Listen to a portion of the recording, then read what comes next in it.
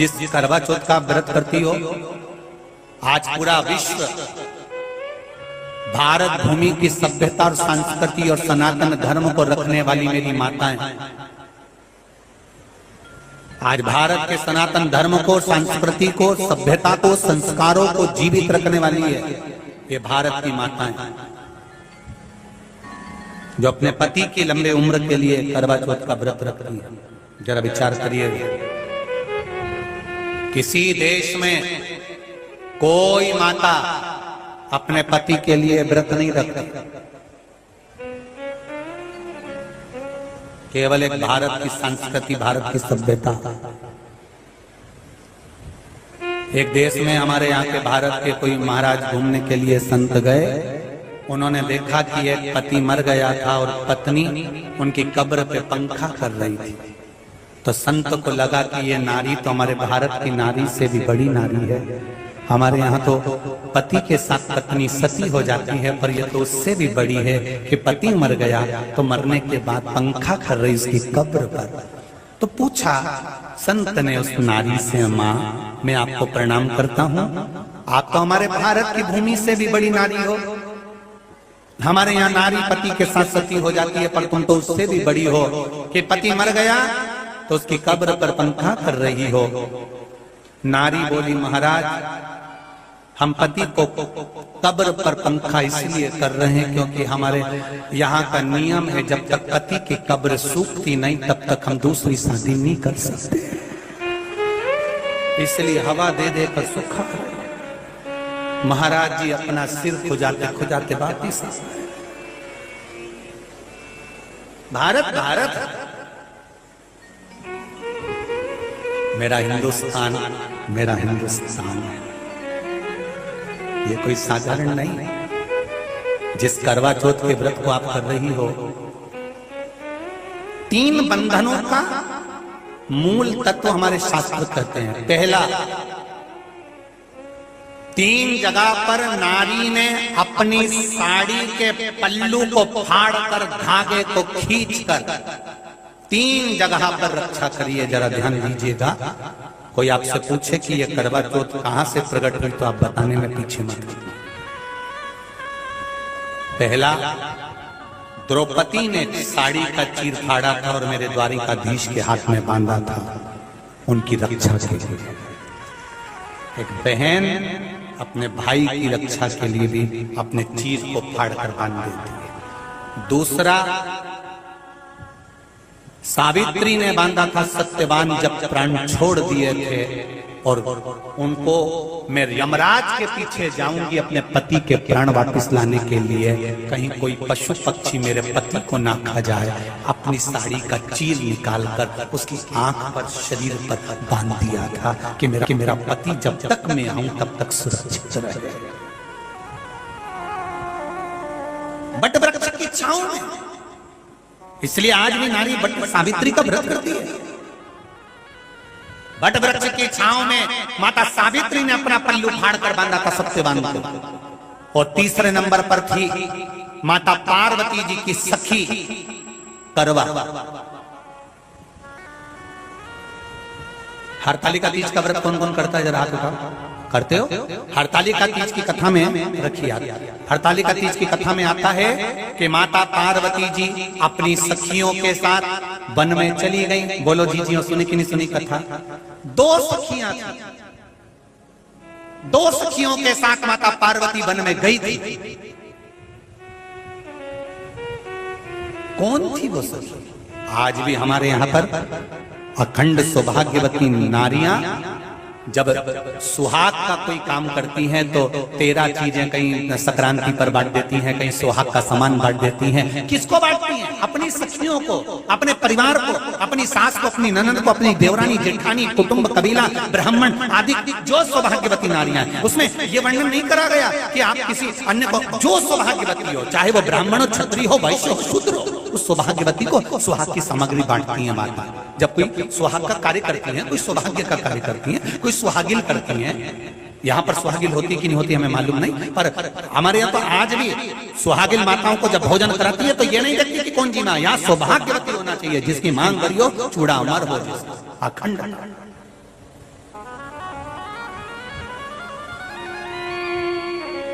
हरतालिका तीज की कथा में 2 सखियों का चरित्र आता है। उसमें एक थी करवा, जो जिसका पार्वती जी की सहेली के रूप में एक जन्म नहीं हुआ।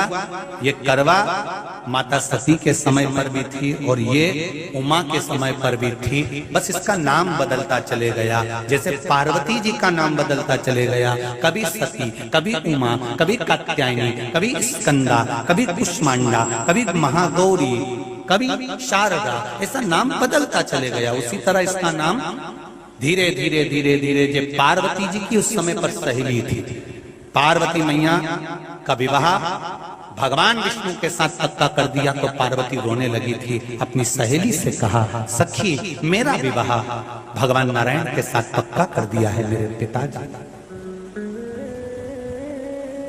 हिमालय राज ने मेरा विवाह मेरे पिता के साथ, मेरे पिता ने नारायण के साथ मेरा विवाह पक्का कर दिया, मैं क्या करूं? सखी कहती है, क्यों चिंता करती है, तू क्या चाहती है वो बोल। मैं केवल देवादिदेव महादेव को चाहती हूं, उनसे स्नेह करती, उनसे विवाह करना चाहती।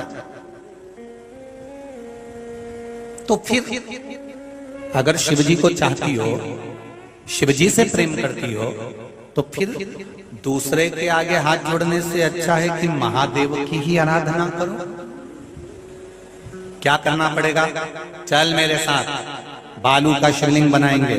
सुनिए ना हरतालिका तीज की कथा। बालू का शिवलिंग बनाया, खूब पूजन कराई। पार्वती जी ने खाना पीना सब छोड़ दिया, खूब पूजन कराई। केवल अकेली पार्वती ने पूजन नहीं करी, ये 2 सखी जो साथ में थी, इनने भी शिव जी की पूजन करी है। शंकर भगवान केवल पार्वती को नहीं मिले, शंकर भगवान ने इन दोनों सखियों से भी कहा, क्या मांगना चाहती हो मांगो तुम। आज मेरे पार्वती को अपनी अर्धांगिनी बना रहा हूं, तुमको क्या दूं? बोलो क्या दूं? मेरा एक निवेदन है भारत भूमि की सभी माताओं से, सहेली ऐसी बनाना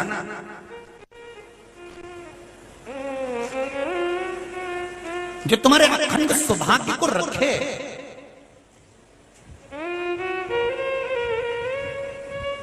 सहेली ऐसी मत बनाना कि तुम्हारे पास में बैठकर पर पुरुषों की बड़ाई करे और तुम्हारा ध्यान हटाकर पति के चरणों से कहीं दूसरी जगह ले जाए। ऐसी मत बनाना।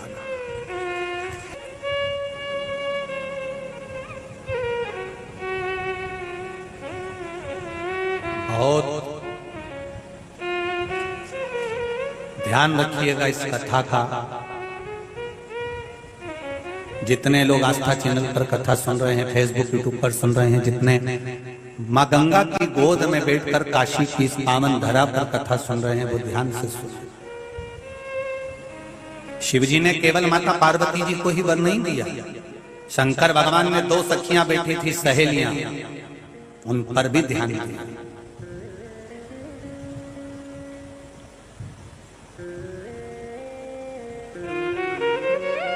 दूल्हा जब आता है, पत्नी के लिए अगर टॉफी लेकर आता है, तो पत्नी की जो 2 बेस्ट फ्रेंड होती है ना, जिसका लहंगा पकड़ के चलती है, उनके लिए भी कुछ ना कुछ लेकर आता है और अपनी पत्नी से कहता है, ये उन दोनों को देते ना जो तेरी सहेली है। तो कहती है, आपने याद रखा मेरी सहेली को?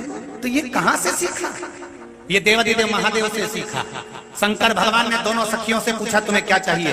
एक कहती है, मैं शंकर भगवान आपके चरणों में रहना चाहती हूं, आपके चरणों में रहना चाहती हूं, मैं कहीं नहीं जाना चाहती।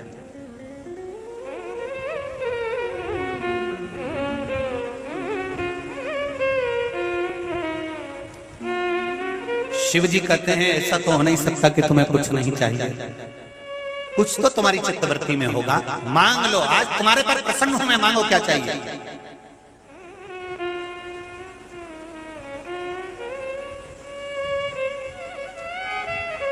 एक कृपा करेंगे आप? बोलिए। वैसे तो जिस नारायण के साथ में सती का विवाह पक्का हुआ था, उन नारायण के चरणों में मैं हमेशा रहना चाहती हूं।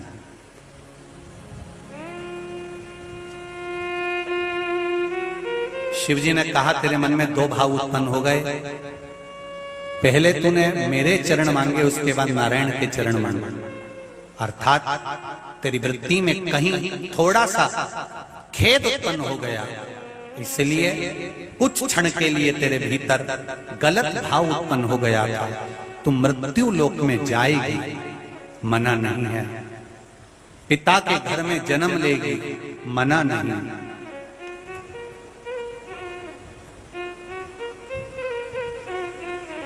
जलंधर जैसे राजा से तेरा विवाह होगा, मना नहीं है। जैसे पार्वती का अखंड सौभाग्य है, तू भी अपने पति के अखंड सौभाग्य के लिए व्रत और साधना करेगी, मना नहीं। पर तेरा चित्त बाद में तूने नारायण को मांगा है, इसलिए नारायण तेरे साकित्व को तुड़वाएंगे और बाद में तू तुलसी का पौधा बनकर नारायण के चरणों में पड़ी रहे।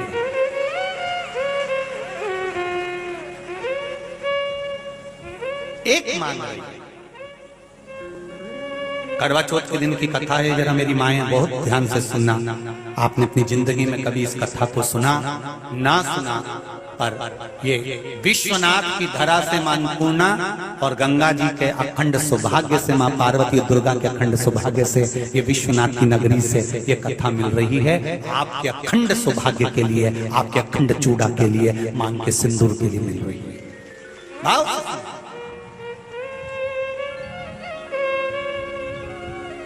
इसीलिए लोग भजन में गा देते ना कभी कभी, गंगा मैया में जब तक पानी रहे, आगे क्या है, मेरे सजना तेरी जिंदगानी, मेरे सजना। हम लोगों ने भजन गाए ना, मेरे सजना तेरी जिंदगानी रहे। एक बार हमने कहा था गाओ, तो एक भाई ने गा दिया, जब तक गंगा मैया में पानी रहे तब तक मेरे दरवाजे पे गाड़ी रहे। इसलिए बड़ा ध्यान रखना, उसमें जिंदगानी है, फोर व्हीलर गाड़ी नहीं है भजन। अब तुम भजन का भले कुछ भी सोच लो, तुम्हारे ऊपर है, पर तुम उसका स्मरण थोड़ा ध्यान रखिए। अब दूसरे की बारी, शिव जी ने कहा तुम मांगो, तुम्हें क्या चाहिए। उसने कहा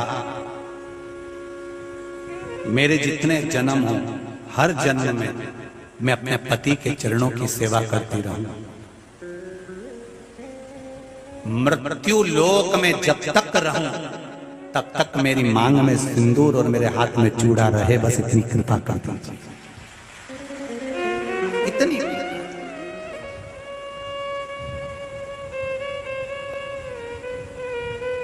मेरे हाथों में भर भर के चूड़ा,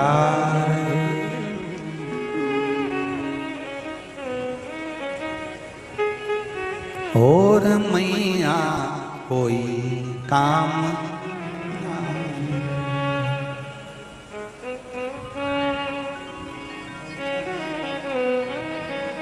मेरे मस्तक पे, मेरे माथे पे चमचमाती चूनर, और मैया कोई काम।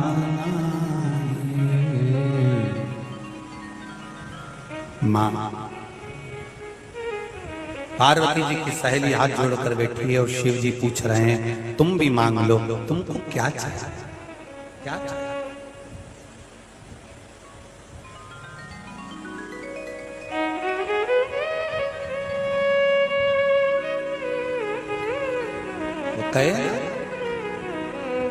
हे चौथ माता मेरा चूड़ा अमर करो ना, हे चौथ माता मेरा चूड़ा अमर करो ना। मेरे मांग काहे सिंदूर माँ अमर करो ना मेरा, मेरे मांग काहे सिंदूर माँ अमर करो ना मेरा। हे चौथ माता मेरा चूड़ा अमर करो ना, हे चौथ माता मेरा चूड़ा अमर करो ना। जैसे चांद में है लाली मेरे घर में रहे उजियाली, जैसे चांद। सब गाइए। मेरे घर में रहे उजियाली, जैसे चांद में लाली। मेरे घर में रहे उजियाली, जैसे चांद में है लाली। मेरे घर में रहे उजियाली। हे जोत माता मेरा चूड़ा अमर करो ना। हे जोत माता मेरा चूड़ा अमर करो ना। हे जोत माता मेरा चूड़ा अमर करो ना। मेरी जोत माता मेरा चूड़ा अमर करो ना। जैसे चांद में है लाली, मेरे घर में रहे उजियाली। जैसे चांद में है लाली, मेरे घर में रहे उजियाली। जैसे चांद में है लाली, मेरे घर में रहे उजियाली। जैसे चांद में है लाली, मेरे घर में रहे उजियाली। हे जोत माता मेरा चूड़ा अमर करो ना। हे जोत माता मेरा चूड़ा अमर करो ना। हे जोत माता मेरा चूड़ा अमर करो ना। हे जोत माता मेरा चूड़ा अमर करो ना। तेरी जोत में जगाती, दिन रात गीत में गाती। तेरी जोत में जगाती, दिन रात गीत में गाती। हे जोत माता मेरा चूड़ा अमर करो ना।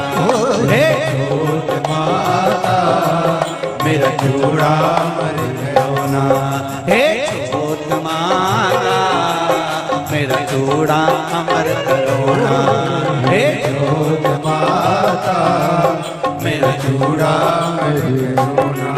हे जोत माता मेरा चूड़ा अमर करो ना। हे जोत माता मेरा चूड़ा। हर हर बैठ कर भगवान शिव की भक्ति। शिव ने पूछ लिया कि तुम कौन, क्या चाहती हो मांग लो। उसने कहा जितने जन्म मिले मेरे, जितने जन्म, प्रत्येक जन्म में मैं अपने पति के चरणों की सेवा करूं। समय आया एक बार करवा का नाम, उस जो पार्वती जी की सहेली थी उसका नाम करवा पड़ गया। करवा पड़कर एक साधारण परिवार में उसका जन्म था। पति के साथ संग में रह रही थी। पति को थोड़ा शरीर में शिथिलता हो गई थी और वो शिथिलता को देखकर पति को लगी प्यास। जब प्यास लगी तो पानी पीने के लिए पति सरोवर के पास गया। जरा ध्यान देना इस कथन। पति गया सरोवर के पास में। कई लोग करवा चौथ की बहुत हंसी उड़ाते हैं, माताओं की बड़ी हंसी उड़ाते हैं। उनसे निवेदन है मेरा, हमारे सनातन धर्म के जितने व्रत हैं, हमारे सनातन धर्म के इस भारत की भूमि से जितने नियम धर्म जितने निकले हैं, जितने व्रत निकले हैं, साधना निकली है, ये साधारण नहीं है। इसलिए बार बार कहते हैं चंदन है इस देश की माटी, तपोभूमि हर ग्राम है, हर बाला देवी की प्रतिमा, बच्चा बच्चा राम है। कोई साधारण नहीं, कोई अब पार्वती जी की वो सहेली का नाम जन्म लेते लेते लेते लेते एक बार करवा पड़ गया। पति थोड़ा सा शिथिल था, शरीर में थोड़ा रोग हो गया था। पानी पीने के लिए सरोवर पर गया। सरोवर में जैसे पानी पीने के लिए गया, एक मगर ने उस पति का पांव पकड़ लिया।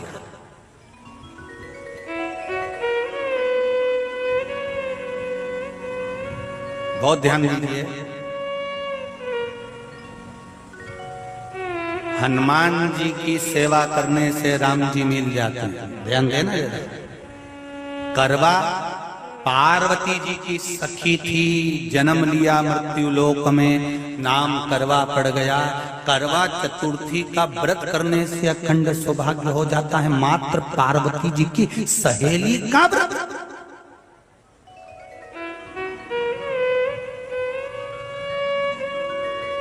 विचार करिए कितना कितना भाव। ये सेवा का प्रमाण है।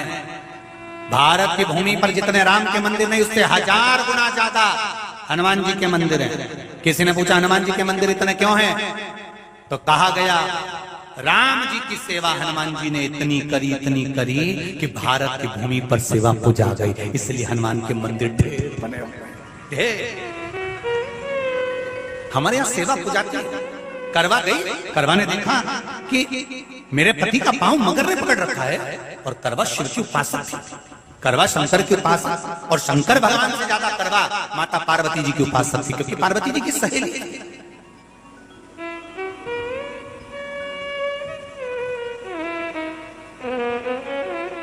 पति का पांव खींच कर मगर पानी में लेकर जा रहा था। करवा आराधना में लगी हुई थी।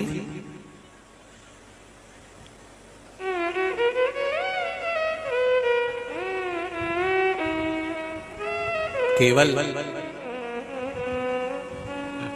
करवा ने मिट्टी का एक गोल भाग ही बनाया था, जिस पे पार्वती जी का जो नीचे का पीठी का होती है उस पे शिवलिंग रखा था। केवल नीचे का भाग का निर्माण ही करा था, और करवा के कानों में शब्द पड़ गया।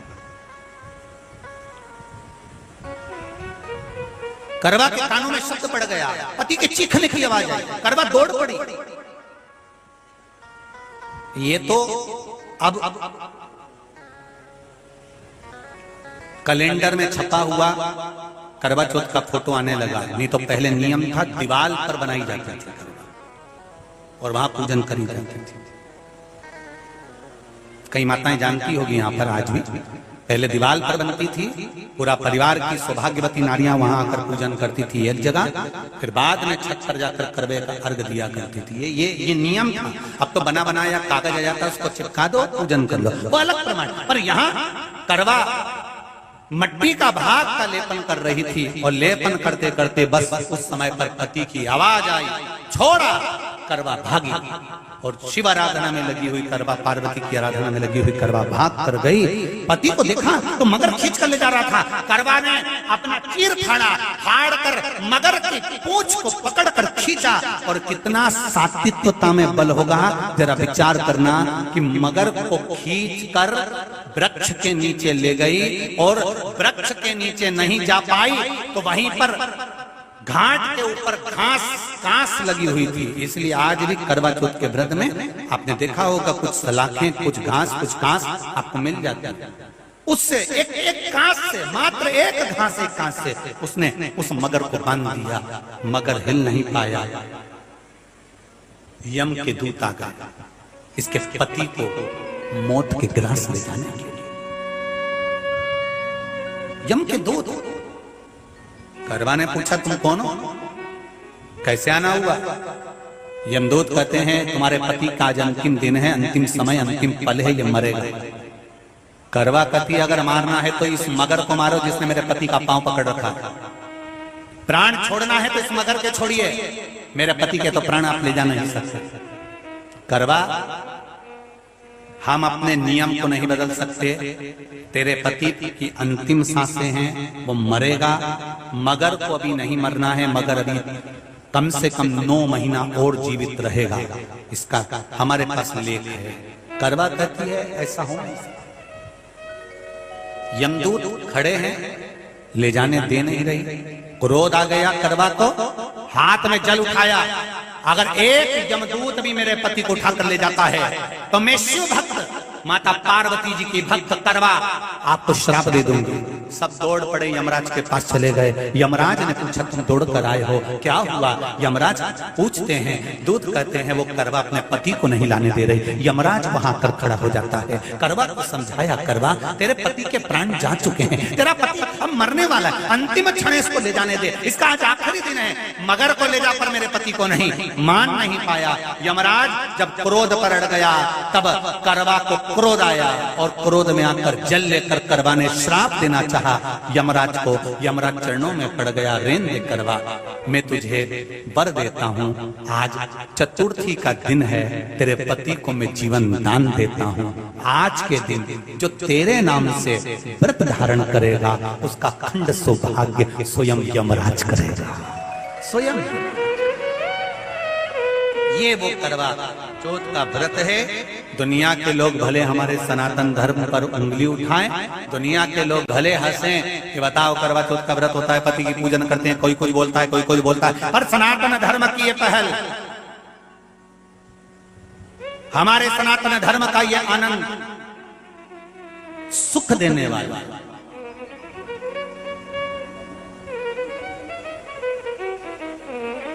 एक बात और कहेंगे आप,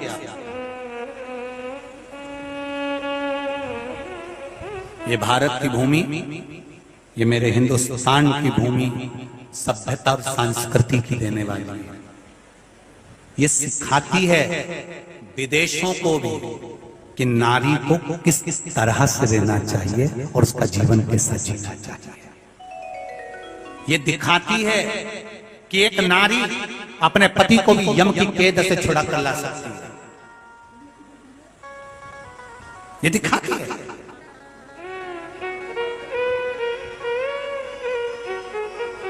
करवा का पति जो मगर ने पांव पकड़ रखा था, प्राण छूट रहे थे, वो करवा का पति जीवित रह गया, जीवित दौड़ कर गई, मट्टी का पात्र रखा था, मट्टी के पात्र में जल भर कर लाई अपने पति को, क्योंकि पानी पीने के लिए ही गया था,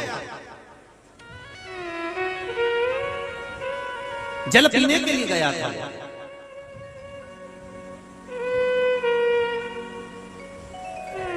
मट्टी के पात्र में जल भरकर जब करवा लेकर आती है, और करवा जब मट्टी के पात्र में जल भरकर लेकर आई, अपने पति को पानी पिलाने लगी। पति उठा, उठकर उसने कहा, इस जल की जरूरत तेरे को है करवा, क्योंकि तूने शिव आराधना के लिए, पार्वती की आराधना के लिए मुख में कोई जल नहीं रखा। पति ने जल का आचमन अपनी पत्नी को कराया। बस वही नियम आज तक हमारे सनातन हिंदू धर्म में चला आ रहा है। करवा चौथ का पति पत्नी आचमन करा। ये करवा चौथ की कथा का विस्तार, कई लोग कहते हैं कथा कहां से आई, तो आप बता सकते हो इस कथा को, आज की क्लिप को काट कर जनमानस तक भेज सकते हो कि ये कथा का विस्तार आप अपने जीवन में सुनिए। उसके बाद फिर भगवान कृष्ण ने द्रौपदी को इस कथा का वर्णन कराया। फिर एक कथा भगवान कृष्ण ने सुनाई, एक सेठ का प्रसंग, उसके 7 पुत्र थे, एक पुत्री थी, भाइयों की बहन, उसको खाना खिलाना था, भूख के भाई साथ में खाना खाते थे, एक अग्नि का ज्वाला दिखाकर चलनी में से बहन को भोजन करा देना, पति का नष्ट हो जाना, फिर बहन का 12 महीने चतुर्थी व्रत रखना, ये सब फिर बात की कथा है। प्रथम कथा है करवा की कि करवा का प्रागट्य क्या है, करवा चौथ की महत्वता क्या, मूल वह है। दुनिया के लोगों को ये कथा ज्ञात नहीं होती तो हंस देते, उपहास उड़ाते। समझो, आज माता पार्वती का शिवजी के लिए, द्रौपदी का पांडवों के लिए, रुक्मिणी और सत्यभामा का भगवान कृष्ण के लिए, सीता मैया का भगवान राम के लिए, लक्ष्मी जी का भगवान नारायण के लिए, ब्रह्माणी का ब्रह्मा जी के लिए, इंद्राणी का इंद्र के लिए जो व्रत किया गया था करवा चतुर्थी का, आज वो करवा चतुर्थी, करवा चौथ संपूर्ण विश्व में सभी अखंड सौभाग्य माताओं को इस विश्वनाथ की नगरी से, मां अन्नपूर्णा, मां दुर्गा की इस नगरी से, विश्वनाथ की नगरी से यही प्रार्थना करता हूँ कि आप सबका सौभाग्य, हाथ का चूड़ा, मांग का सिंदूर अमर रहे और बाबा कृपा बनाए रखे।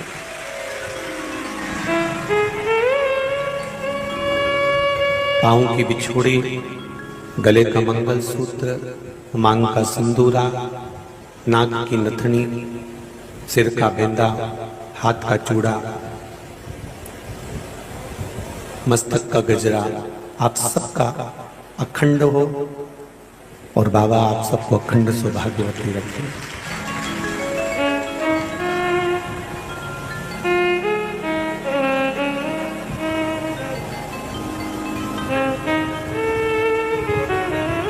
एक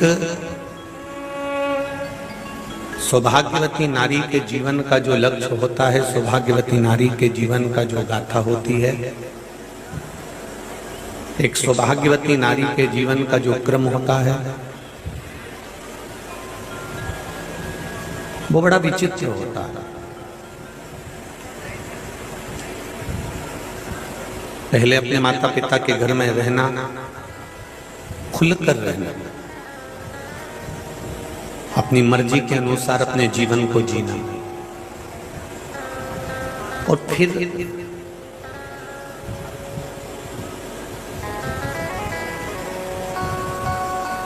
बंधन में बंध जाना और मंगल विवाह के बंधन में बंधने के बाद पति के अधीन, परिवार के अधीन, ससुराल के अधीन हो जाना।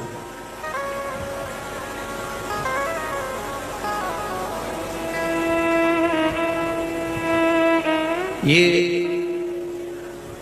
करवा चौथ की कथा का जो मूल तत्व है वो यही तो है कि बंधन जो बंधा वो बंधन ही मूल हुआ।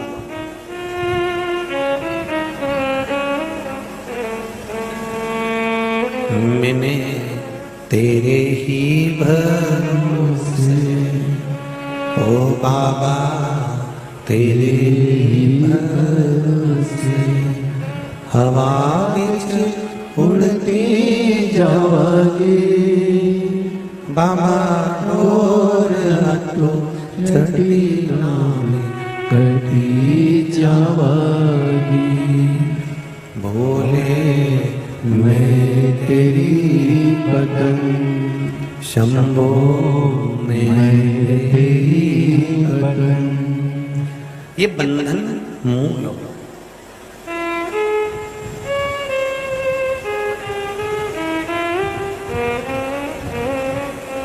तीन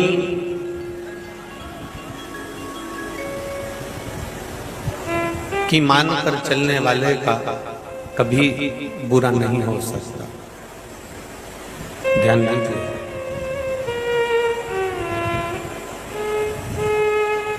तीन की मानकर चलने वाले का कभी बुरा नहीं हो सकता, इसका स्मरण रहे आपको। और वो जो तीन की मानकर चलता है उसका बुरा नहीं होता।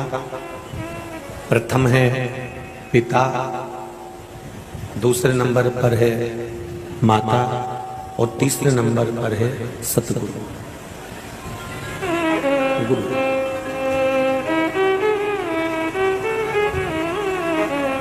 तीन के अगर हम मानकर चल रहे हैं, तीन का यदि हम स्मरण कर कर चल रहे हैं,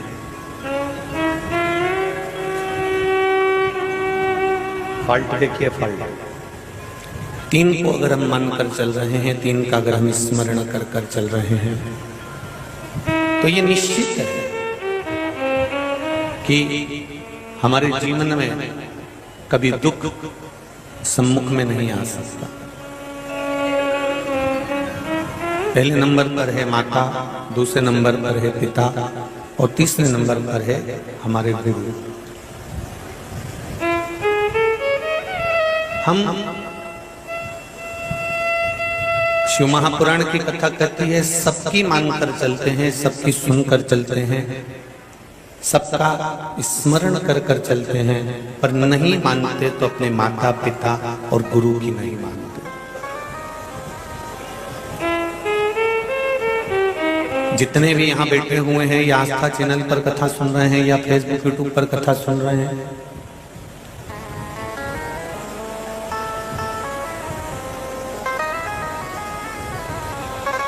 यदि हमने अपनी जिंदगी में केवल हमने एक लक्ष्य बनाकर रखा कि मुझे गुरु बनाना है, पर लक्ष्य वो मूल नहीं है कि हमें गुरु बनाना है। मूल है कि हमें गुरु जो कह रहे हैं, गुरु ने जो कहा है, गुरु जो बता रहे हैं, गुरु जो मार्ग दे रहे हैं, उस मार्ग पर हमें चलना है।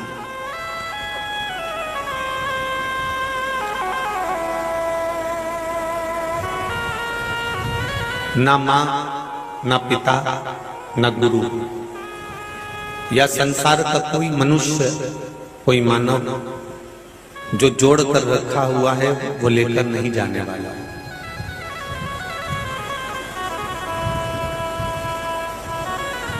अगर परमात्मा ने हमको मौका दिया है, परमात्मा ने हमको अगर समय दिया है, परमात्मा ने हमारे लिए मार्ग निश्चित करा है, तो उस मार्ग की प्रधानता होना चाहिए। कौशल जी, आपके लिए, आपकी धर्मपत्नी के लिए, आपकी बेटियों के लिए इन पत्रों में बहुत बहुत धन्यवाद लिखा है काशी वालों ने।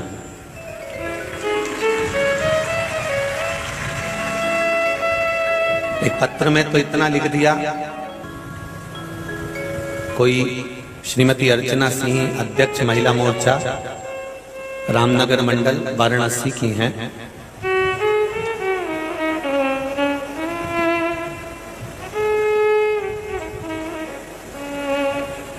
इन्होंने तो यहां तक लिखा है कि गुरुदेव,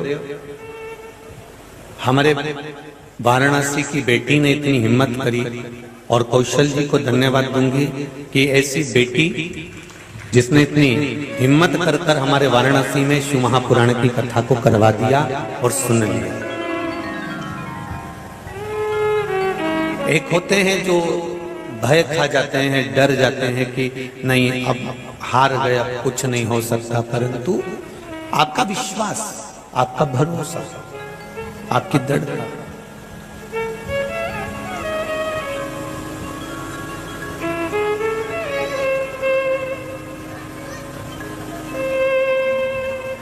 एक भाई ने पत्र लिखा है कि रात्रि को लगभग 1:30 बजे के करीब में यहाँ सब लोग जब सोते रहते हैं, तब रात्रि को एक नंदी आता है। जो सोते होंगे उनको मालूम होगा, प्रसंग लिखा है। रात को एक नंदी आता है, वो घूमकर सबके बीच में से निकलकर किसी पर कोई पांव नहीं रखता और निकलकर देखकर पूरा चले जाता है। फिर दूसरे दिन 1:30 बजे रात को आएगा।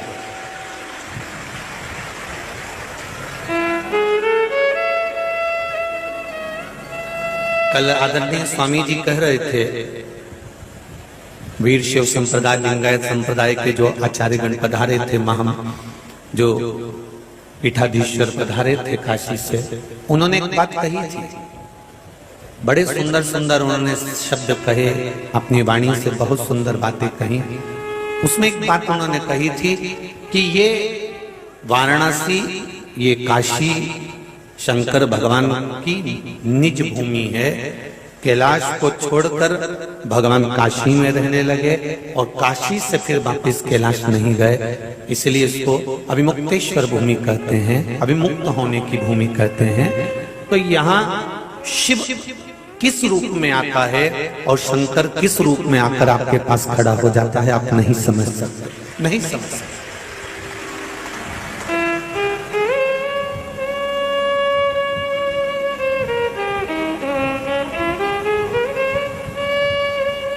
आप केवल भगवान शंकर की भक्ति में रमो।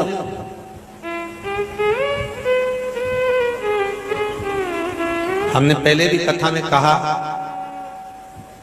अगर कथा सुनने धर्मात्मा आते हैं, पुण्यात्मा आते हैं, सत्कर्मी आते हैं, तो कथा सुनने के लिए चोटे भी आते हैं। ऐसा नहीं कि चोर नहीं आएगा, पर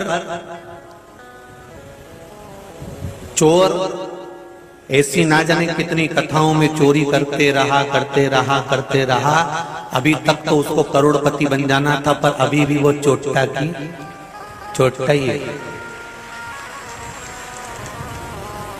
जिसके गले की चेन गई, जिसके गले का हार गया, जिसके हाथ का ये मोबाइल चले गया, उसके पास तो भगवान ने दूसरा पहुंचा दिया। उसके पास तो और 2 साल में 3 साल में अगर आधा तोला की थी तो 1 तोला की दिला दी उसने। अब यार सोचा हल्की फुल्की नहीं लूंगी तो भारी लूंगी, तो भगवान ने व्यवस्था उसके लिए तो कर दी। पर वो चोटा जो ना जाने कब से चुरा रहा है, उसके बाद भी करोड़पति नहीं बन पाया, और वो चोटा की चोट ही नहीं।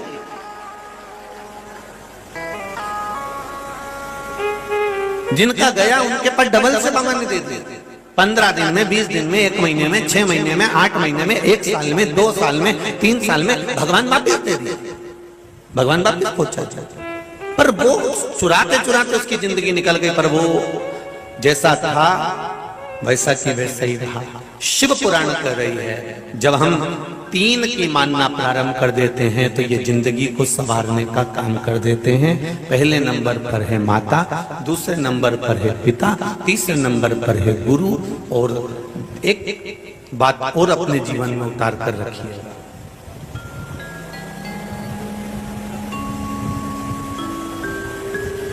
जो धर्म की चर्चा करते हैं, वेद और पुराण की चर्चा करते हैं, शास्त्रों की चर्चा करते हैं, भगवत भजन की, भगवत स्मरण की चर्चा करते हैं, जो भगवान की भक्ति की बातों को कहते हैं, भगवान के स्मरण की बातों को कहते हैं, हम उनको वक्ता कहते हैं। बोलो रिजी जी, सही है जी गलत है? हम कहते हैं ये कथा के वक्ता है, ये व्यास वक्ता है। टीवी पर महाराज जी कथा करने आते हैं तो हम कहते हैं ये व्यास वक्ता हैं, ये कथा के वक्ता हैं, ये शिव पुराण के वक्ता हैं, ये राम कथा के वक्ता हैं, ये भागवत कथा के वक्ता हैं, ये परमात्मा की कथा के वक्ता हैं, ये गीता के वक्ता हैं, ये देवी भागवत के वक्ता हैं। हम कहते हैं ये वक्ता हैं, इन्होंने कथा कही, ये वक्ता हो। वक्ता का मतलब क्या होता है?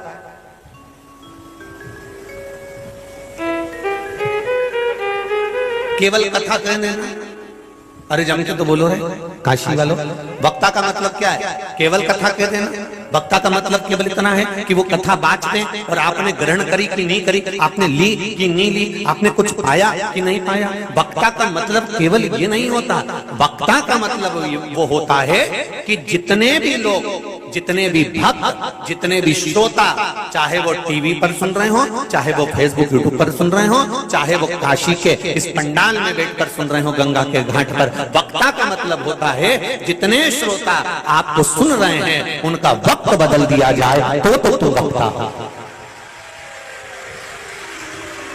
अगर श्रोता का वक्त कथा को सुनते सुनते, कथा का स्मरण करते करते, एक वक्ता के मुख से कथा निरंतर सुनते सुनते, हमने 3 महीने से सुनी, हमने 4 महीने से सुनी, हमने 6 महीने से सुनी, हमने 1 साल से सुनी, हमने 2 साल से सुनी, हम 2019 से सुन रहे हैं, कोई कहता है हम 18 से सुन रहे हैं, कोई कहता है हम 17 से सुन रहे हैं। जब कथा सुनते सुनते सुनते सुनते सुनते सुनते वक्ता अपनी व्यासपीठ से जो कहे और उसका अमल करते हुए, उसको सुनते हुए आप उसके अनुसार कुछ पूजन पाठ का स्मरण करते रहे और आपका अगर वक्त बदलने लगे तो समझ लेना कि वक्ता ने आपका वक्त बदल दिया।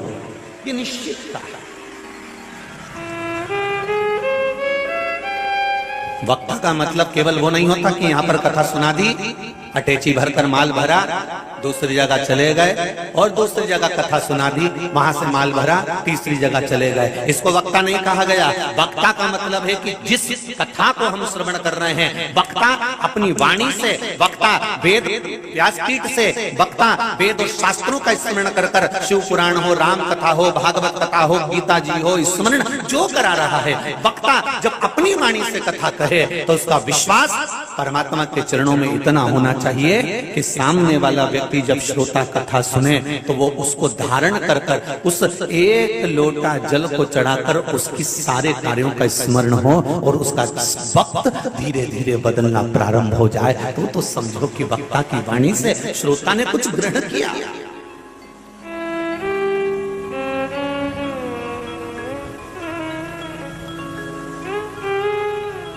आज आदरणीय ओझा जी आए थे सुबह,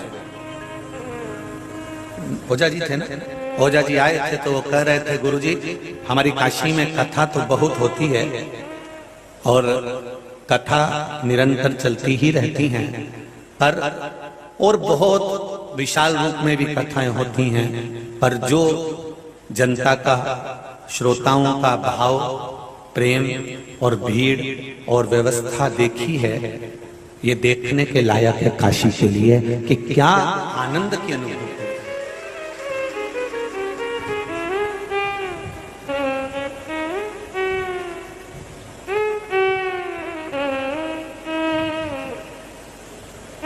एक माता ने पत्र लिखा है कि हम काशी वालों ने तो शिव महापुराण की कथा हमारी काशी में हो, उसके लिए हमने पशुपति व्रत भी किया था।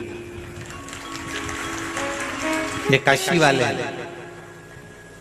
दुनिया अपने कार्य के लिए पशुपति व्रत करी थी, पर काशी वालों ने शिव महापुराण की कथा काशी में हो, उसके लिए पशुपति व्रत किया था। मैं नमन करता हूं मां आपके चरणों को, आपको प्रणाम करता हूं। आपकी वाणी, जिनका विश्वास, जिनकी दृढ़ता, जिनका भरोसा, और उन्होंने लिखा है हमारे पास में इतना धन नहीं था, पर हम विश्वनाथ जी से कहते थे कि कथा जरूर करवा देना, ऐसी कृपा कर देना बाबा। परंतु बाबा ऐसी कृपा करी कि हमको तो मालूम ही नहीं पड़ा कि कब कथा की तारीख भी हो गई और कब कथा चालू भी हो गई, और आज कथा का चतुर्थ दिवस भी होने चल रहा है। ये शिव ही तो है जो करा। तेरी कृपा बिना न मिले एक भी अनु, लेते हैं श्वास तेरी कृपा से तनु तनु। बखान क्या करूं मैं राखों के ढेर का, चपटी बबूत में खजाना कुबेर का। ये विश्वास, ये दृढ़ता, ये भरोसा, ये निश्चित एक वक्ता के लिए श्रोता मूल होता है, और एक श्रोता के लिए एक वक्ता मूल होता है।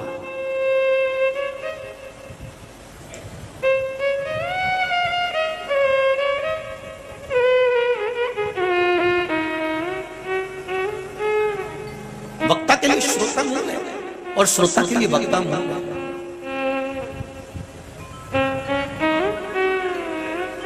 कितना सुंदर संवाद है रामचरितमानस में, शिव महापुराण में, भागवत पुराण में वर्णन आता है। सती मैया शिवजी के साथ श्रोता बनकर कुंभज ऋषि के यहाँ कथा सुनने के लिए जाते हैं। अगस्त ऋषि, कुंभज बाबा।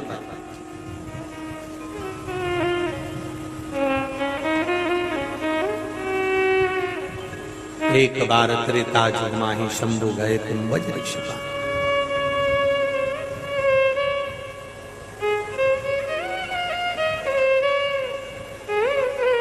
पार्वती जी ने शिवजी से, सती मैया ने शिवजी से प्रश्न किया, भोलेनाथ जी प्रभु, मैंने तो सुना है कि आप बहुत बड़े वक्ता हो। शिव कोई साधारण से वक्ता नहीं है जिन्होंने पार्वती जी को अमर कथा सुनाई, माता उमा को अमर कथा सुनाने का प्रयास किया। शिव जी के गले में 51 मुंडों की माला है और 52वां जन्म माता पार्वती का शिव जी के साथ में है। कितने जन्म भगवान शंकर ने, प्रत्येक जन्म में पार्वती के जितने जन्म हुए, पार्वती के जितने अवतार हुए, हर अवतार में भगवान शंकर ने पार्वती जी को कथा सुनाई है। केवल एक अवतार माता सती का ऐसा हुआ जिसमें शंकर भगवान ने कथा नहीं सुनाई, श्रोता बनकर सती को लेकर कथा सुनने के लिए गए हैं कुंभज ऋषि के। केवल एक।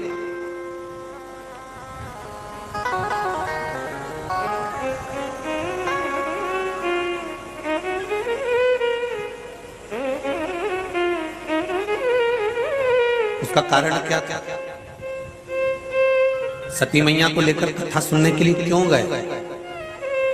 क्योंकि शिव जी को मालूम था जितनी भी देवियों को कथा सुनाई है, उमा को, कात्यायनी को, कुष्मांडा को, चंद्रघंटा को, स्कंदा को, गौरी को, मेरी जो इतने अवतार माता पार्वती ने पहले लिए हैं, इनको जो मैंने कथा सुनाई, ये एक साधारण परिवार से थी और ये सुन सकती थी।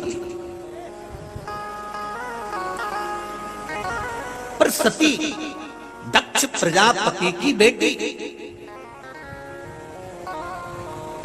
और जिन दक्ष प्रजापति के मुख से हमेशा निकलता था शिव तुम मुझे जानते नहीं हो, शंकर तुम मुझे पहचानते नहीं हो। किसी की सामर्थ्यता नहीं हुई जो भगवान शंकर को श्राप दे दे, पर दक्ष प्रजापति ने शिव जी को श्राप दिया अहंकार के कारण।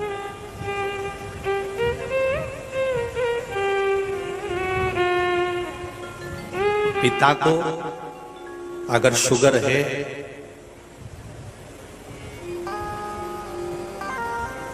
तो बुढ़ापा आते आते बेटी को भी थोड़ी ना थोड़ी, जम के बोलो जरा, शुगर रहे। पिता को डॉक्टर पूछता है, दमे की जब बीमारी होती है किसी स्त्री को तो पूछता है तुम्हारे पिताजी को दमा था क्या, तुम्हारे पिताजी को सांस की बीमारी थी क्या, तुम्हारे पिताजी को शुगर थी क्या, डॉक्टर पूछेगा, डॉक्टर पूछेगा क्या तुम्हारे पिताजी को ये बीमारी थी, तो फिर वो बेटियां, फिर वो बहुएं, फिर वो माताएं कहती हैं हाँ हाँ हाँ हमारे पिताजी को थोड़ा कष्ट तो था दमा के, तो बस वो पिताजी का जो गुण है वो बेटी में थोड़ा सा आया। अब एक बात का बड़े ध्यान से सुनना, शुगर थी इसलिए शुगर थोड़ी सी आ गई, दमे की बीमारी थी इसलिए दमे की बीमारी आ गई, श्वास की बीमारी थी इसलिए श्वास की बीमारी थोड़ी ना थोड़ी आ गई। ये निश्चित है कि पिता का थोड़ा ना थोड़ा अंश बेटी में होता है, माता का थोड़ा ना थोड़ा अंश बेटे में होता है, ये निश्चितता है। उसी तरह अगर दक्ष प्रजापति को इतना अभिमान था तो सती मैया को भी तो थोड़ा बहुत होगा, और सती मैया को था इसलिए शिवजी ने सबको कथा सुनाई, पर केवल सती को कथा नहीं सुनाई। सती को पकड़कर बिठाकर नंदी पर बिठाकर भगवान शंकर सती को लेकर कुंभज ऋषि के आश्रम पर, दक्ष प्रजापति की पुत्री माता सती को लेकर अपनी अर्धांगिनी को लेकर कुंभज बाबा के आश्रम पर पहुंच गए, और कुंभज ऋषि ने हाथ जोड़कर प्रणाम किया। कैसे आना हुआ प्रभु? भगवान कहते हैं हम दोनों को कथा सुनना है। तो कुंभज ऋषि चक्कर खा गए कि जो वक्ता है वो सुनने के लिए बैठा।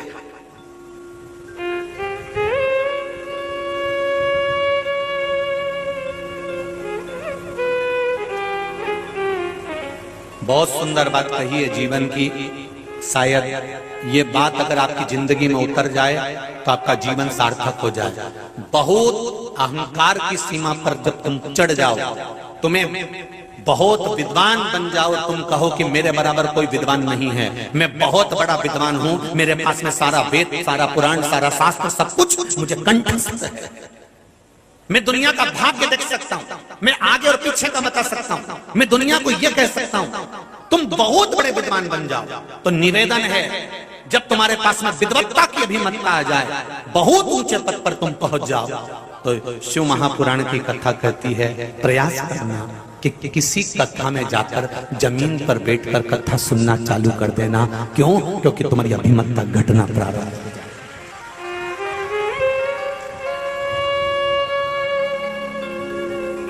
रावण लंकाधिपति लंकेश बहुत विद्वान था, धन वैभव था, सत्ता थी, वंश था, सब कुछ रावण के पास में था, सारे ग्रहों को बंदी बनाकर रखा था उसने, सब कुछ उसके पास में था। अगर रावण बस एक काम नहीं कर पाया कि किसी सदगुरु के पास में बैठकर कथा नहीं सुन पाया, अगर रावण एक बार भूमि पर बैठकर, जमीन पर बैठकर श्रोता बनकर बैठ जाता ना, तो ये निश्चित है कि उसका जीवन संवर जाता। और वो वक्ता बनकर रहा, श्रोता बनना ही नहीं चाहता।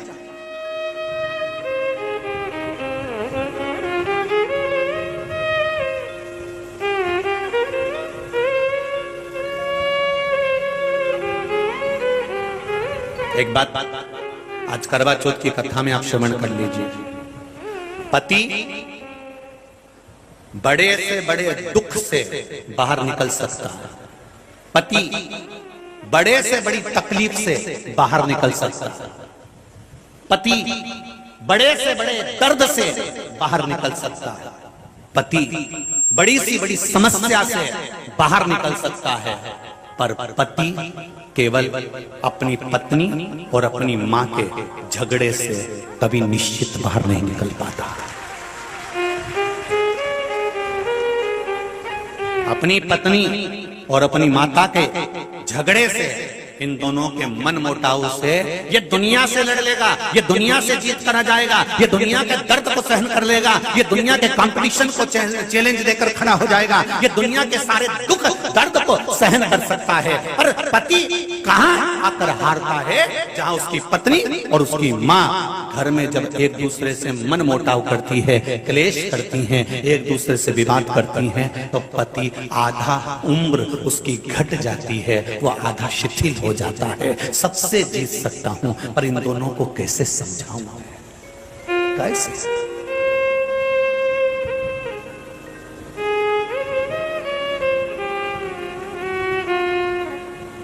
आज करवा चौथ है, एक संकल्प अपने जीवन में आप भी लीजिएगा कि हम जिसकी लंबी उम्र के लिए व्रत रख रहे हैं, उसकी लंबी उम्र केवल व्रत से नहीं, उसकी लंबी उम्र हमारे व्यवहार से बढ़ेगी, हमारे प्रेम से बढ़ेगी, हमारे स्नेह से बढ़ेगी। थोड़ा बुरा लग सकता है आपको, कोई बात नहीं। 80 घाट पे जाके डुबकी लगा के घर चली जाना। अगर ज्यादा बुरा लग रहा हो तो 80 घाट पे जाओ, डुबकी लगा। हमने 80 घाट का बोला है मणिकर्णिका करना, नहीं तो हम वो भी बोल देते कि अगर बुरा लग रहा है तो मणिकर्णिका पे चले जाओ। पर हमने कहा नहीं नहीं नहीं, 80 घाट बहुत है, काफी है, उतना ही बहुत है, डुबकी लगाओ जाओ।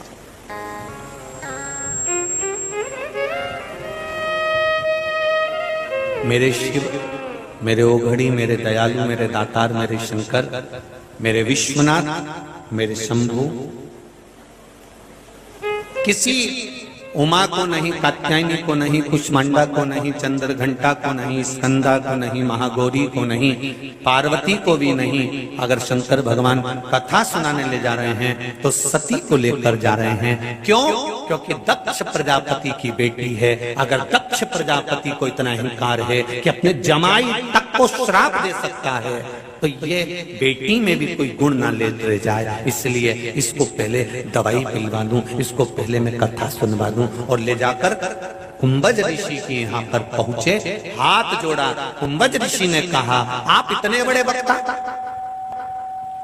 इतने बड़े वक्ता, और आज श्रोता बनकर आए हो, कारण क्या है?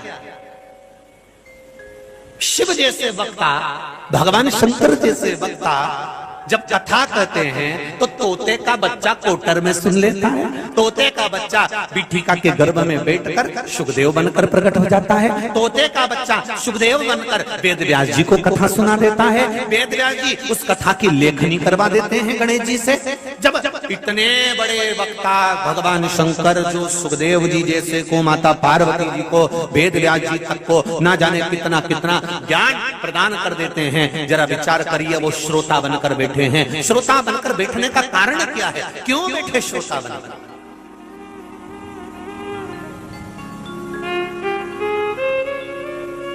एक, दो,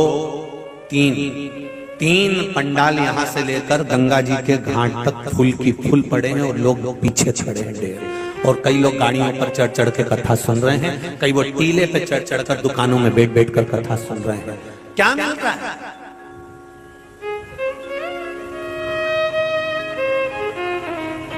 कोई कहीं चढ़े हुए हैं, कोई कहीं चढ़े हुए हैं, कोई एलईडी के पीछे बैठ रहे हैं, कई चढ़कर बैठे हैं, कोई कूच कूच कर बैठे हैं। बस यहाँ तक कि आपके पंडाल में इतनी जगह भी नहीं कि कोई निकल जाए, ऐसे फंसे फंसाए बैठे हो कि एक दूसरे का पांव भी एक दूसरे के ऊपर है। जरा विचार करिए कि ये शिव भक्ति नहीं तो और क्या है?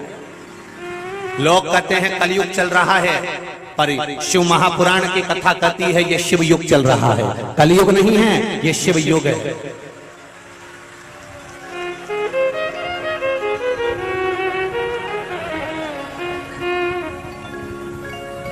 ये शिव युग है।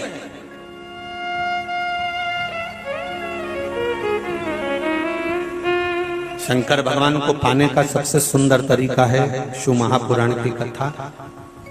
श्रोता बनकर बैठे। शिव जी क्यों गए? क्या जरूरत पड़ गई थी भगवान शंकर को श्रोता बनने के लिए? क्योंकि शंकर भगवान जानते हैं कि वक्ता के पास जाकर बैठेंगे तो वो हमारा वक्त बदल देगा, ये निश्चित है। अगर वक्ता के पास जाकर बैठे हो, कोई श्रेष्ठ वक्ता, कोई कथाकार, हाँ, वक्ता वो हो जो निंदा से परे हो। अगर व्यासपीठ पर बैठे हो, जितनी देर तुम्हें कथा कहने का मौका मिला है, जितनी देर तुम्हें भगवान का व्याख्यान करने का मौका मिला है, जितनी देर तुम्हें शंकर भगवान की चर्चा करने का मौका मिला है, जितनी देर तुम्हें शिव कथा सुनाने का, राम कथा सुनाने का, कृष्ण कथा सुनाने का, गीता सुनाने का मौका मिला है, सही वक्ता वो होता है जो अपनी व्यासपीठ से किसी की भी निंदा ना करे, केवल कथा का स्मरण कर किस तरह से परिवार के संवादों के माध्यम से वक्ता श्रोता की जिंदगी को कैसे संवार दे, बस वो प्रयास करा जाए। कई लोगों की आदत रहती है व्यासपीठ पर बैठ गए और फिर निंदा करना चालू कर दिया, उनने ऐसा बोल दिया, उनने वैसा बोल दिया, उनने ये कर दिया, उनने नहीं, हमें नहीं करना। हमें तो केवल आपको किस तरह से बटोर कर वापिस शिव के पास लेकर आया जाए, वो प्रयास करें। हम किस तरह से आपको वापिस भगवान शंकर की शरणागति में लेकर आ जाए, हमें वो प्रयास करें।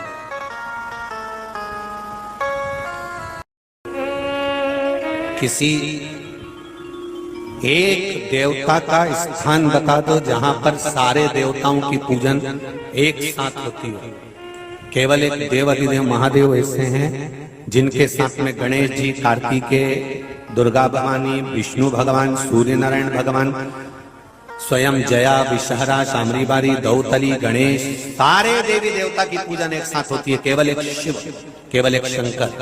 और कितनी सुंदर बात कही, शंकर भगवान के मंदिर में आप अगर पशुपति व्रत के समय पर 3 हिस्से प्रसाद के कर 2 हिस्से रखकर आ रही हो, तो ये मत सोचना कि आपने वो 2 हिस्से गणेश जी के लिए या शंकर जी के लिए या जगजननी के लिए या जगदम्बा के लिए या कार्तिकेय के लिए या किसी देवता के लिए रख दिए। नहीं, आप अगर शंकर भगवान के सामने थोड़ी सी शक्कर भी रखती हो, थोड़ा सा प्रसाद भी रखती हो, तो एक मानसिकता बनाकर रखना, अगर राम जी के सम्मुख में प्रसाद रखा तो राघव जी ही पाएंगे, भगवान कृष्ण के सम्मुख में प्रसाद रखा भगवान कृष्ण ही पाएंगे, देवी के सम्मुख में प्रसाद रखा तो देवी ही पाएगी, देवताओं के सम्मुख में प्रसाद रखा तो देवता ही पाएंगे। पर महादेव के सम्मुख में अगर एक बेलपत्री या थोड़ा सा प्रसाद रखा तो 33 कोटि देवता पाते हैं, केवल एक महादेव नहीं, केवल एक मेरे शिव नहीं पाते, केवल एक शंकर अकेले प्रसाद को ग्रहण नहीं करते, वो सबको पवाते हैं, क्योंकि शिव देवों के भी देव, महादेव। केवल शंकर भगवान अकेले भोजन ग्रहण नहीं करते।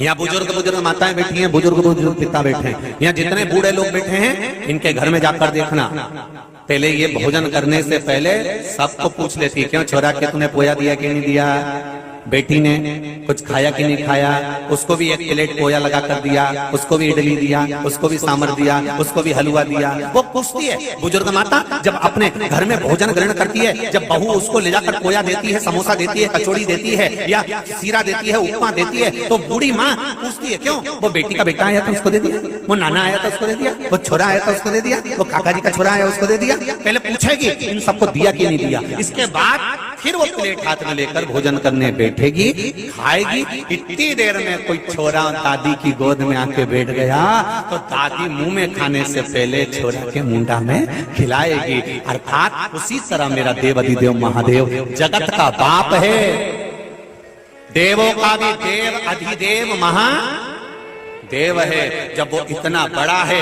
इतना बुजुर्ग है, घर का वयो है, 33 कोटि देवी देवताओं से भी बड़ा है, तो वो अकेला कभी नहीं खाता। उसको तुमने एक बेलपत्र भी अगर ले जाकर दी है तो शिव जी की वो एक बेलपत्र 33 कोटि देवी देवताओं को समर्पित हो जाती है। एक चावल का दाना सब में समाहित हो जाता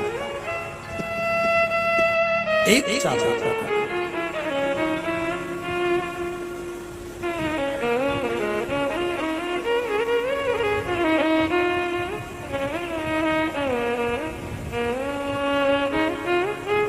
विचार करिएगा, सोचिएगा, अपने मन में एक भाव रखिएगा। शिव जी के मंदिर की देहली के बाहर नंदी जी होते हैं, करें दर्शन। मंदिर में अंदर शिवलिंग है, बाहर नंदी है, बाहर नंदी है और शिवलिंग अंदर है।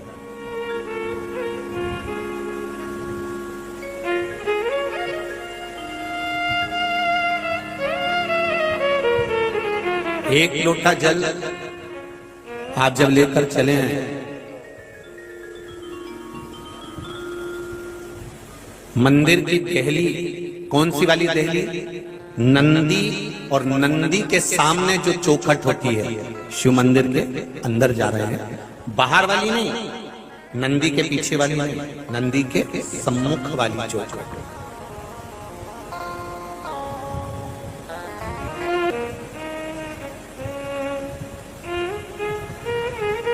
नंदी के पीछे वाली चौखट की बात नहीं चल रही है, नंदी के सामने वाली चौखट की बात चल रही है। नंदी के सम्मुख की जो चौखट होती है, जहां भगवान शंकर का शिवलिंग अंदर होता है, बस आप एक लोटा जल लेकर उस चौखट के अंदर जब प्रवेश करते हैं, तो वो जल तुम्हारे घर के मटके का जल नहीं रह जाता। भारत की भूमि पर जितनी पवित्र नदियां हैं, वो सारी नदियां उस लोटे के अंदर आकर समाहित हो जाती हैं, जो शिव जी को चलता है। केवल चौखट,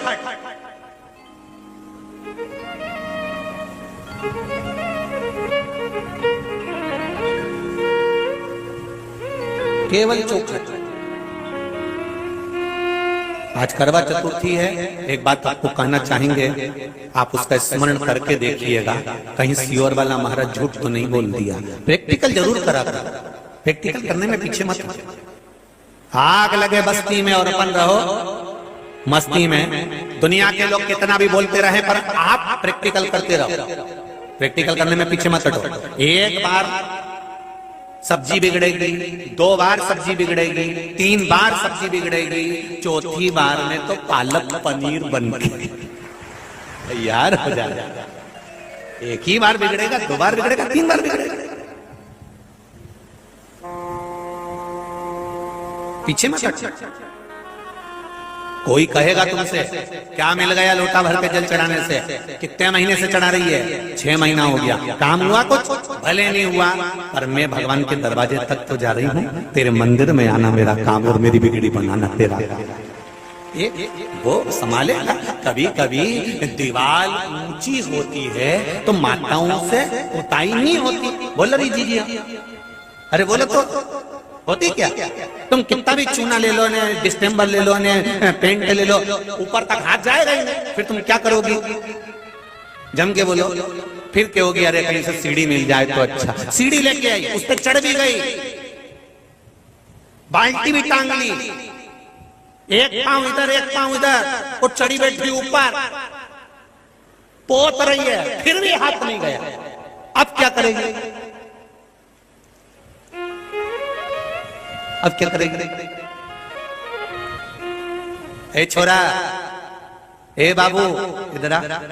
हाँ मम्मी, और तुम मुझसे लंबा है रे, थोड़ा चढ़ जा। मम्मी गिर गया तो? अरे तू क्यों चिंता करता है, मैं सीढ़ी पकड़ी हुई हूं, तू चढ़ो। और छोरा को चढ़ा दिया और उसने पोत उतार के और आ गया। तो उसी तरह से तुम मंदिर तक जाते रहो, तुम उसकी चौखट तक जाते रहो, सीढ़ी पर भी चढ़ जाओ, फिर भी तुम्हारा काम सफल नहीं हो, तो अंत समय में देवाधिदेव महादेव के हाथ में बाल्टी पकड़ा देना, वो ये निश्चित वो संभाल, उस पर भरोसा तो रखो।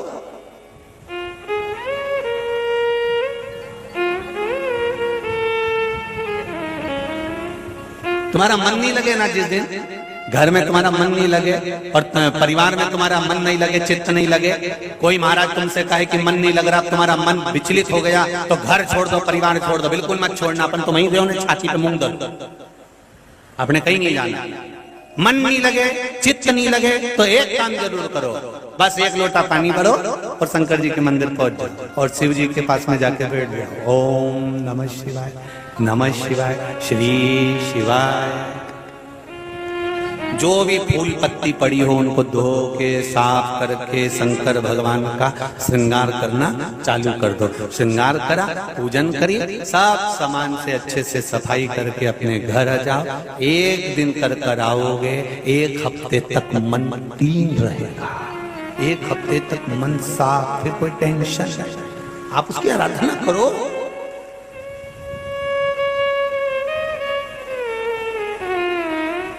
आज करवा चतुर्थी के दिन एक बात का स्मरण करिएगा, एक प्रैक्टिकल जरूर करिएगा। कई लोग कहते हैं कि शंकर भगवान पर एक लोटा जल चढ़ाने से और वो चढ़ा हुआ जल वापिस लाने से बीमारियां ठीक हो जाती हैं। आचमन कर लेने से, एक बेलपत्री चढ़ी हुई औषधि के रूप में मांगकर खा लेने से बीमारियां ठीक हो जाती है। ऐसा होता है क्या? उसका कारण क्या है? शिव महापुराण में, स्कंद पुराण में, लिंग पुराण में, नर्मदा पुराण में अच्छे से पढ़िएगा कि नंदी के सामने जो चौखट है, उस चौखट से जब आप अंदर जाते हो, तुम्हारे कलश के अंदर जो जल होता है वो पूरे भारत की भूमि पर जो पवित्र नदियां हैं उसका जल बन जाता है। जो पत्ती आप शिव जी को चढ़ाते हो वो औषधि बन जाती है। जब हम उसको लेकर आते हैं, नंदी की साक्षी में औषधि मांग कर लाते हैं, जल लेकर आते हैं, तो नंदी उसकी साक्षी रखता है और साक्षी रखकर जब हम रोग में, बीमारी में उस जल का आचमन करते हैं तो हम ठीक होते चले जाते हैं, उसका आनंद बढ़ते चले जाते हैं। एक पत्र आया है, देखिए।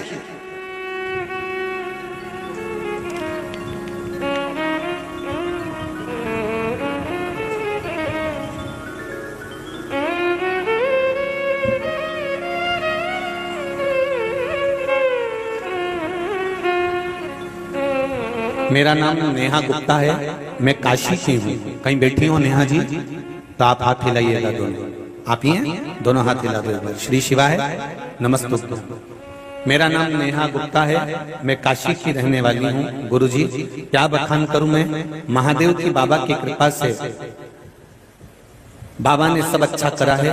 मुझे स्टोन की बीमारी हो गई थी, तो आपने चतुर्थी का जो सफेद दुर्बा का उपाय बताया था उसको हमने बाबा पर विश्वास रखकर किया और गुरुदेव दूसरी बार जब जांच कराई तो मेरी स्टोन की बीमारी समाप्त हो चुकी थी। मैं बाबा को नमन करने आया, बाबा को नमन करने।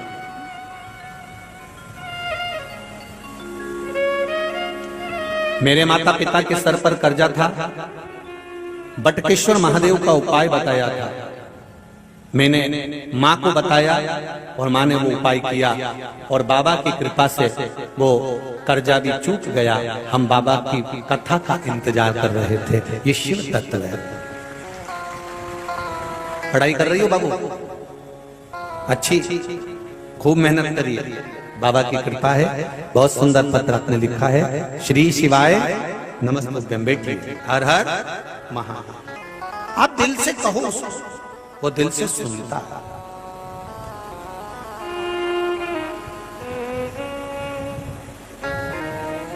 मैंने तेरे ही भरोसे ओ बाबा, तेरे ही भरोसे हवा बिच उड़ती जावागी। बाबा डोर तो छठीला में कटी जावागी। भोले मैं तेरी पतन, शंभो मैं तेरी पतन। आप हृदय से कहो। बहुत बीमारी हो गई, रोग समाप्त नहीं हो रहा। कैंसर जैसा रोग है, किडनी लीवर का रोग है, बहुत तकलीफ है। शरीर से चलते ही नहीं बन रहा, भारी शरीर हो गया, पड़े हुए बन ही नहीं रहा, 2 कदम नहीं चल पा रहे। डॉक्टर कह रहा है इसका ऑपरेशन करा लो, उसका ऑपरेशन करा लो। डॉक्टर के सुनो, मना नहीं है, वो डॉक्टर है, भगवान का एक स्वरूप है।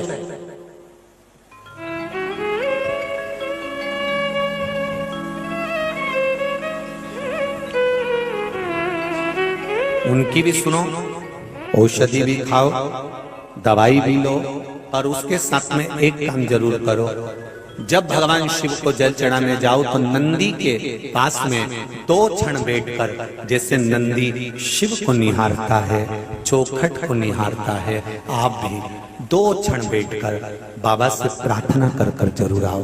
बाबा बहुत कष्ट है, जीवन में बहुत दुख है, बहुत कष्ट का जीवन जी रही, बहुत तकलीफ का जीवन जी रही।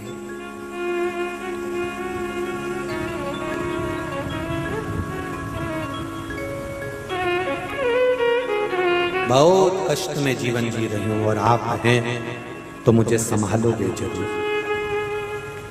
संभालोगे।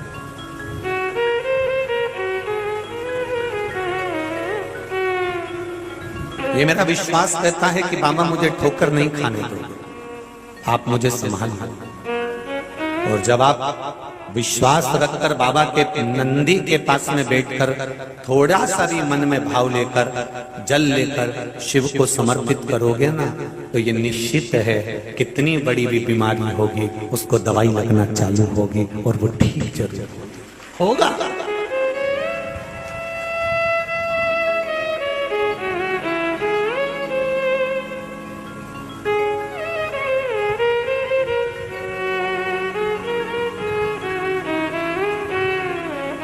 जरा जाकर विनय तो करो, निवेदन तो करो। पत्नी में और मां में एक अंतर बहुत भारी होता है।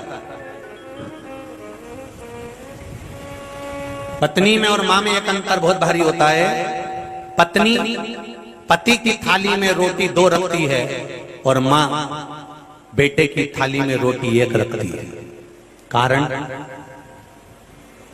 पत्नी सोचती है मुझे बार बार देने जाना पड़ेगा और मां सोचती है मेरा बेटा मुझे आवाज लगाएगा तो मैं देने जाऊंगी तो आनंद आएगा। पत्नी भोजन की थाली लगाती है और मां भोजन की थाली लगाती है, उसमें एक अंतर भारी है कि पत्नी 2 रोटी रख देती है, सब्जी की मात्रा ज्यादा रखती है, अचार ज्यादा रखती है, सामान ज्यादा रखती है कि डबल से मुझे जाना ना पड़े।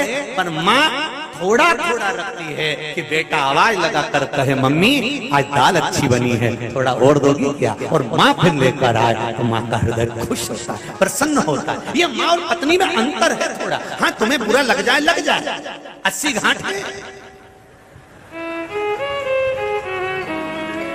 उसमें कोई टेंशन वाला विषय नहीं है। तुम सोचो कि सियोर वाला महाराज थोड़ा सा कथा कहना सीख जाए तो हम तो बिगड़ी कथा करना।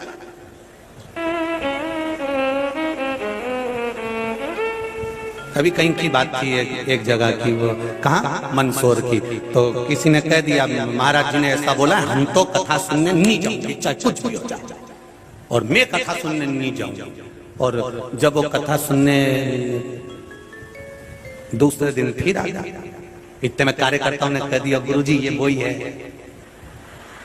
जो बोल रही थी मैं नहीं जाऊंगी। तो हमने कहा कथा हो जाए इसके बाद इससे मिलवाना जरूर हो। वो कथा होते से फिर हम उससे मिले क्यों? हमने कहा क्यों री गीता जी बहुत नाम सुना था। हाँ गुरुजी, तो तू तो कह रही थी कि चाहे कुछ भी हो जाए कथा सुनने नहीं जाऊंगी, तो फिर क्यों आ गई? मेरा मन नहीं मान रहा था। तो कथा सुनो पर थोड़ा सा अपने जीवन में उतारो, थोड़ा सा ज्यादा नहीं चाहिए। हम नहीं जानते कि हम आपको सुधार सके ना सुधार सके, हम स्वयं सुधर जाएं ये बहुत बड़ी बात है। हम तो केवल इतना जानते हैं कि इस व्यास पीठ के माध्यम से, इस वक्ता के माध्यम से श्रोता का वक्त बदल जाए तो समझ लो कि वक्ता की जिंदगी थोड़ी सार्थक हुई है। एक लोटा जल आप अगर चढ़ाने लगे, शिव का भजन करने लगे, श्री शिवाय नमस्तुभ्यम बोलने लगे, भगवान शंकर की अविरल भक्ति में डूबने लगे, तो इससे बढ़कर और क्या होगा? इससे बढ़कर क्या होगा?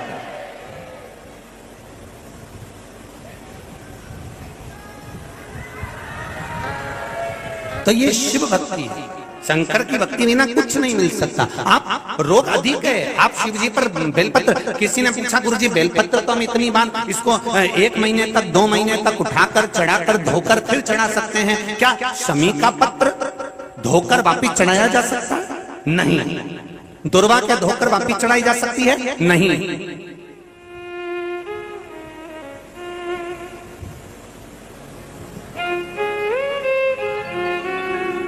शमी का पत्र धोकर वापिस नहीं चढ़ाया जा सकता।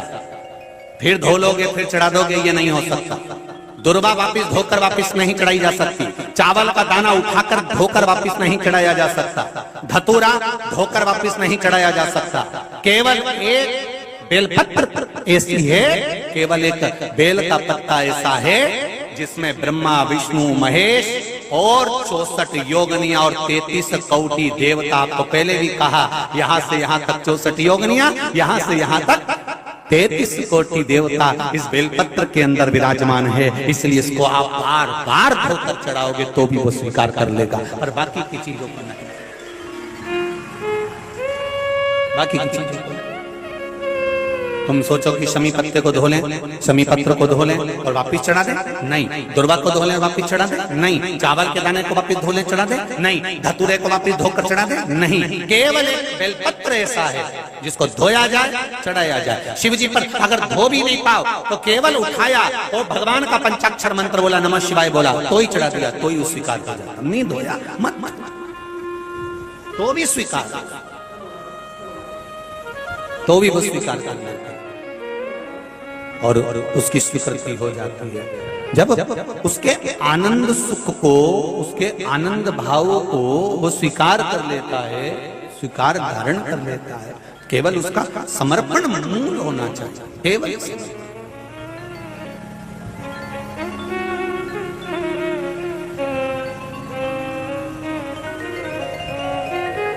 महाराज शिव कथा कह रही है, भगवान शंकर का संवाद कर रहा है, भगवान शंकर की कथा कर रहे हैं।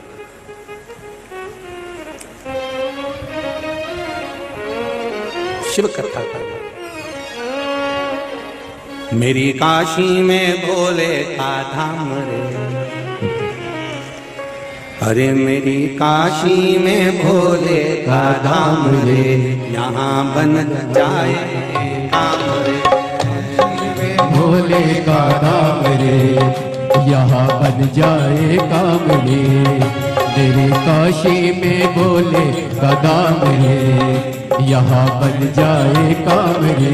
बन जाए काम यहाँ बन जाए काम रे, बन जाए काम यहाँ बन जाए काम, बन जाए काम यहाँ बन जाए काम रे, बन जाए काम यहाँ बन जाए काम। मेरी काशी में भोले का धाम रे, यहाँ बन जाए काम रे, काशी में भोले का धाम रे, यहाँ बन जाए काम। हो बाबा बड़े दयालु, हो बाबा बड़े कृपालु, हो बाबा बड़े दयालु, हो बाबा बड़े कृपालु। इनका जग में है, हो इनका जग में है, हो इनका जग में है नाम रे। हो मेरी काशी में भोले का दाम रे, यहाँ बन जाए काम रे। आओ आओ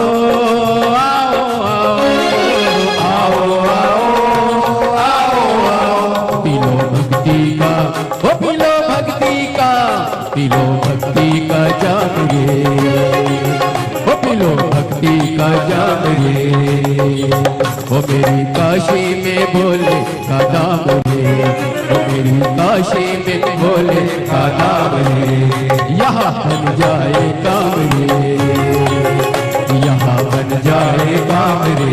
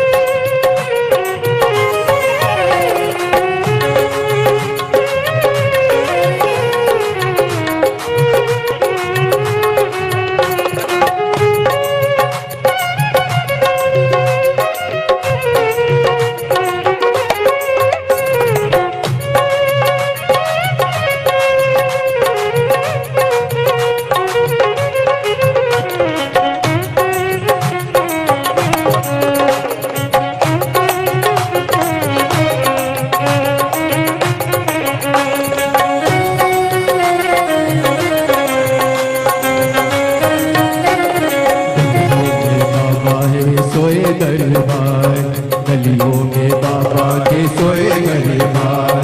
हर हर महादेव गुंज जयकार, हर हर महादेव गुंज जयकार।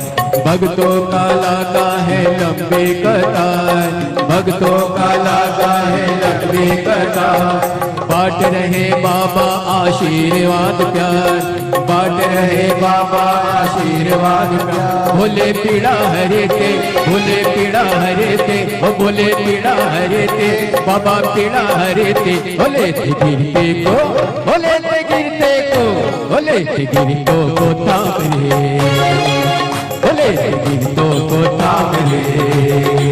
ओ मेरे काशी में भोले का धाम रे, ओ मेरी काशी में भोले का धाम रे। यहाँ बन जाए काम रे, ओ यहाँ बन जाए काम रे। हरि बोल।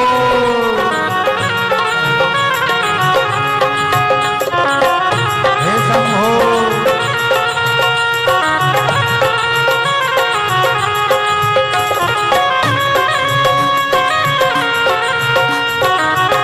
जय हो।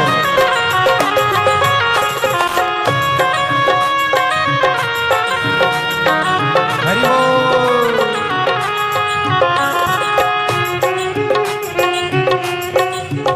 जय हो। जय हो।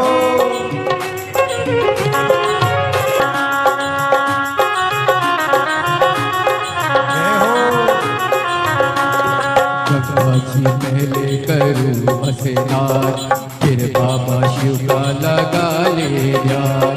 गंगा जी पहले करूँ स्नान, फिर बाबा का ले ध्यान। ओम शिव का बोल का जाप करेंगे, ओम शिव का बोल का जाप करेंगे। अनाथ विश्वनाथ गली जल भरेंगे, अनाथ विश्वनाथ गली जल भरेंगे। मुक्त मिलेगी शक्ति, ओ मुक्त मिलेगी शक्ति, ओ मुक्त मिलेगी शक्ति, मुक्त मिलेगी शक्ति। नहीं लागेगा, वो नहीं लागेगा, नहीं लागेगा दाम रे, जय हो। नहीं लागेगा दाम रे। वो मेरी काशी में भोले का दाम रे, वो मेरी काशी में भोले का दाम रे। यहाँ बन जाए काम रे।